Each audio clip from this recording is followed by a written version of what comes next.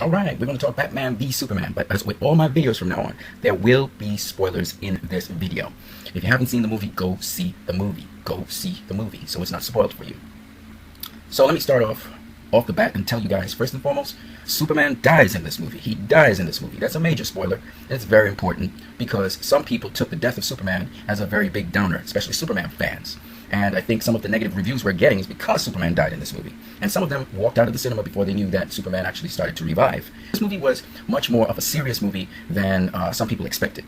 They probably thought this was going to be an action-packed movie, and you're going to see Batman pitted against Superman. They knew they were going to join up, but they probably thought it was going to be much more comical, etc. I think many people went into this movie thinking that it was going to be a Marvel movie. A lot of them. Not the majority of them. I think the majority of people just went in to be entertained, and they got their money's worth and some.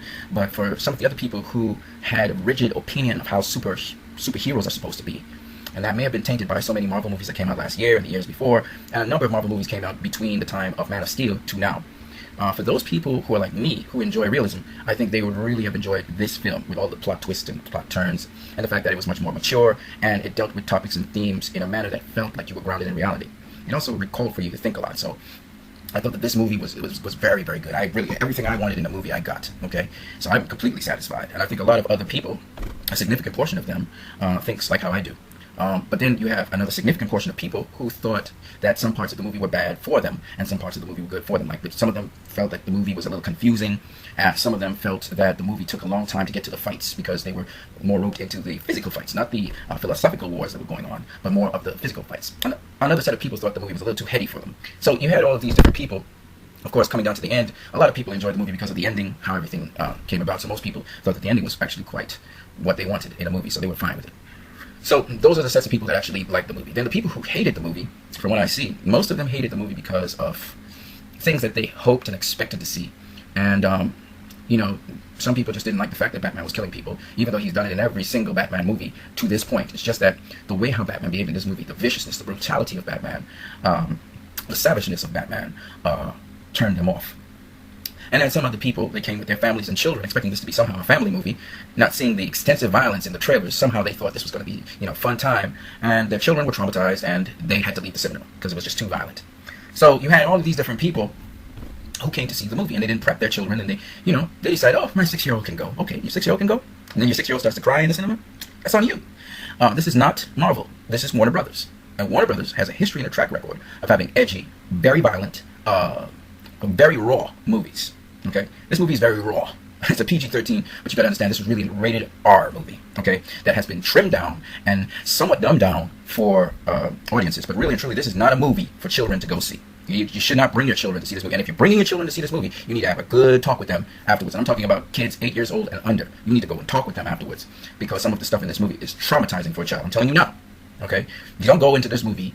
This is for adults or teenagers. Teenagers 12, 13 years and up. Okay.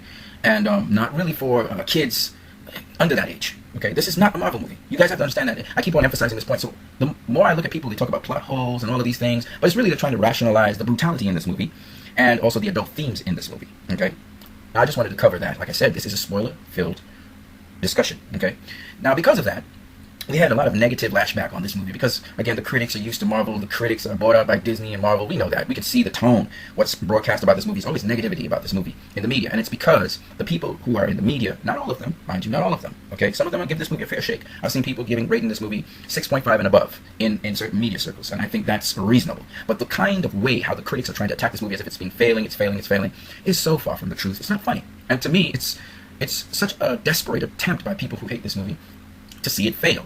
And why I say that is because they don't cover the positive things about this movie, and there's a lot. So my video is going to cover the positive things about this movie. So let's look at Box Office Mojo for a second here.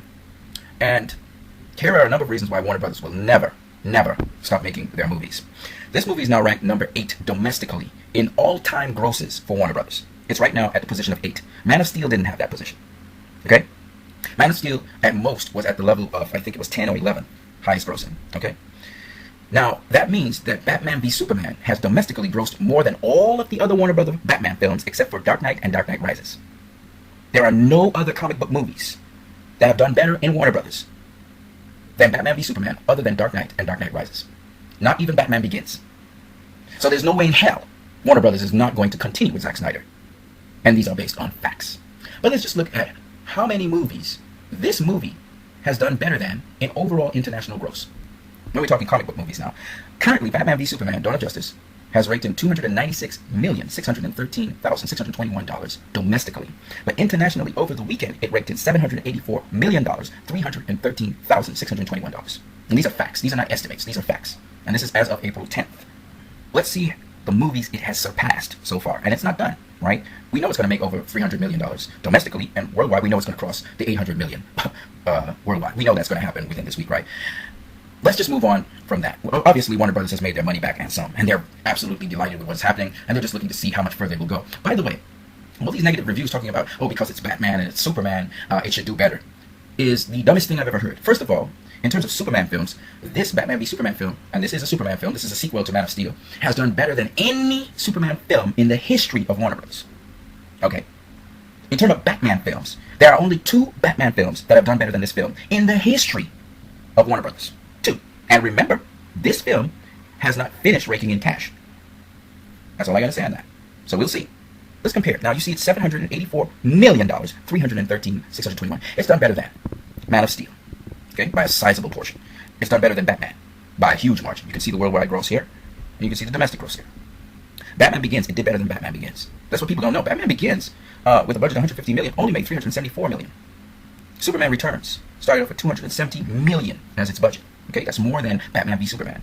Ended up only grossing $391 million, which was a failure. Okay, you at least have to do double what this is here. You have to do double it to make back your money.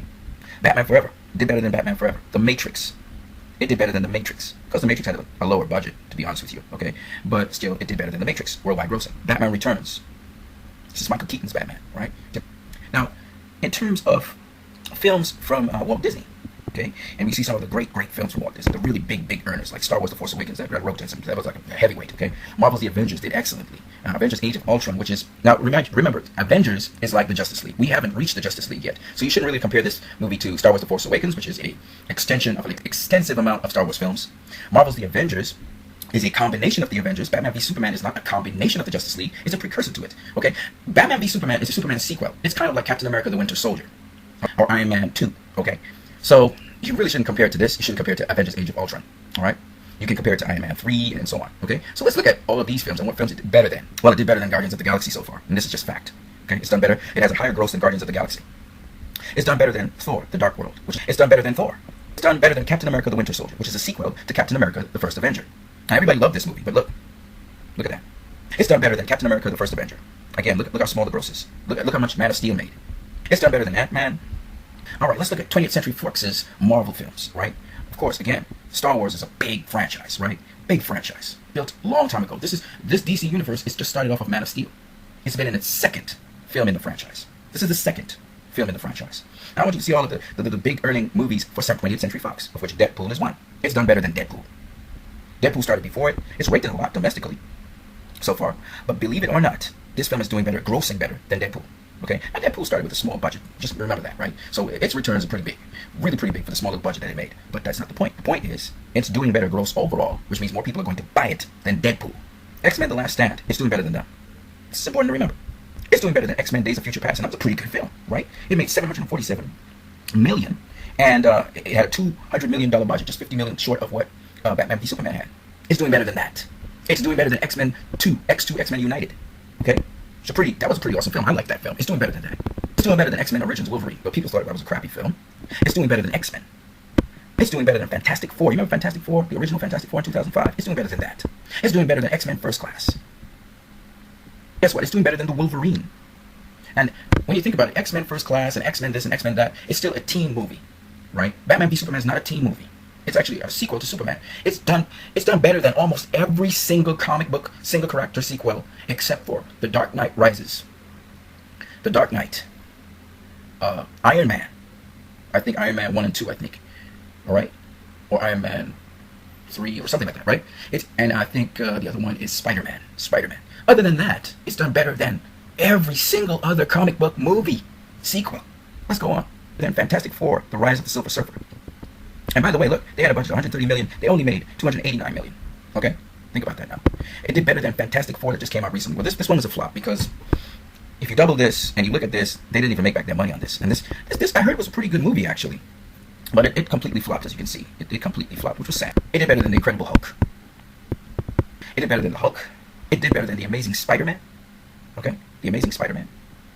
Rated 262 million domestically and worldwide 757 million. It's done better than the Amazing Spider-Man 2, and it's done better than Spider-Man 2. Okay, it has surpassed Spider-Man 2. What I'm trying to tell you guys is, this movie is already in a stratosphere that is coming up to the only movies that this movie may not surpass are team-built movies. It's like the Justice League is going to be a team-built movie, and that's going to be in a whole other level to Batman v Superman. Okay, it was Batman and Superman, which is what Batman v Superman means. It's not versus, it's Batman and Superman. And the movie basically took care of that, and the main antagonist was Lex Luthor. Okay, so it was Batman, Superman, Lex Luthor. Supporting cast was Lois Lane. She was the support in the movie. Right. So at the end of the day, you know, people talk about, oh, these are two really iconic superheroes. Well, guess what? Guess what? As iconic as they are, Batman took a number of films to start to make really serious money. Superman in his second film has made serious money, and Batman joins in this new iteration of Batman, and they come together. This is only Batman and Superman. This is a Batman and Superman film, if you stop and think about it. So, and it's not even a Batman film, it's a sequel to Superman. It's like Captain America Winter Soldier. They loaded up Captain America with all of these great iconic characters. Okay, everybody knows Captain America from way back in the day. Everybody knows Captain America, and they know Spider-Man, right? So they're putting Spider-Man now into this Captain America Civil War here, and they have Captain America, right? So you got these two big iconic characters in this movie. Does that mean that this Captain America sequel, this third sequel, is going to do better than the first and the second? Probably. Maybe. Maybe not. We'll have to wait and see. Okay? So, once again, based on this data, there is no way Warner Brothers is going to abandon the Justice League or abandon films and panic. They're not going to panic. They're happy with what they're seeing so far. They're happy that the fans are pleased about this movie. Okay? So, once again, you can focus on misinforming people or misdirecting people and spinning it as a negative thing, or you can actually start to talk positively about this movie. The critics, the so-called critics of this movie, criticized it, and they didn't like it. Most of them, all right? Of course, the critics with Rolling Stone and a number of other critics loved this movie, okay? They literally loved the movie. It's a good thing when a movie causes controversy, where some people love it and some people hate it. That's good, because what it tells me is that this movie is not necessarily for everyone, and you have to know what taste you have in movies. But for the people who like this movie, and for the people who understand that this movie is not for children, even though, ironically, some children actually love this movie, which is weird, but whatever. Maybe they read comics, I don't know. And it's another misnomer to believe that this movie is only for people who are comic bookies. This movie is easy to follow, and the majority of people will tell you they follow the storyline. It's not like they don't follow the storyline. But what they will tell you is that, yes, there are parts in the story which are confusing to them, because they don't know what this means, but they know that probably in future films it will make sense. Because this is not a standalone film, obviously it's a setup for the Justice League. So most people understand, and the people who are being nitpicky and making much ado about nothing, those are the people who were very vocal about this movie. Now I encourage you guys, I told you this was going to be a spoiler video, and every video from here on is a spoiler video. I encourage you guys to again continue to post up reviews and be vocal online. You guys have a good one, alright?